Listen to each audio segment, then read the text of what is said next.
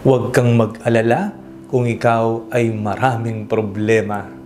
Ako po si Father Fiel Pareha at ito po ang ating segment, ang Daily Devotion, na kung saan tayo po ay magdarasal, magbabasa at magninilay kasama ng salita ng Diyos sa buong taon. Manalangin tayo.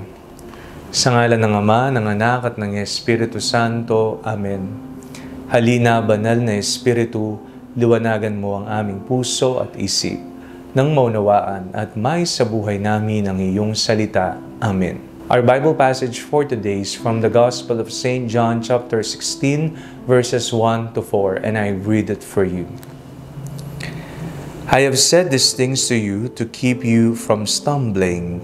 They will put you out of the synagogues. Indeed, an hour is coming when those who kill you will think that by doing so, they are offering worship to God. And they will do this because they have not known the Father or me. But I have said these things to you, so that when their hour comes, you may remember that I told you about them. Isa po sa napagandang pagnilayan ay ang naging makatotohanan si Jesus sa kanyang mga alagad o sa mga taong nais sumunod sa kanyang mga yapak. Nasabi niya, kayo ay hahatulan, kayo ay uusigin. Darating ang mga panahon na ito na kayo ay palalayasin sa mga sinagoga at iba pa. Kung naranasan ni Jesus na siya ay usigin at patayin, hindi malabo na ang kanyang mga alagad, ang katawan, ay maaari ding usigin, apihin, at paslangin. Ngunit ang ating pong pagmamahal sa Panginoon ay hindi sana magmamaliw sa harapan ng mga pagsubok na ating kinakaharap. Kung marami tayong pinagdadaanan, kung marami po tayong mga problema, huwag po tayong mag-alala. Sapagkat nariyan naman ang ibabahagi sa ating banal na Espiritu ng ating Panginoong Hesukristo. Ang banal na Espiritu ang siyang magbibigay lakas sa atin. Ang banal na Espiritu ang siyang magiging tagapagtanggol natin. Ang banal na Espiritu ang siyang tuturo sa atin kung ano ang ating mga sasabihin sa gitna ng paglilitis sa atin.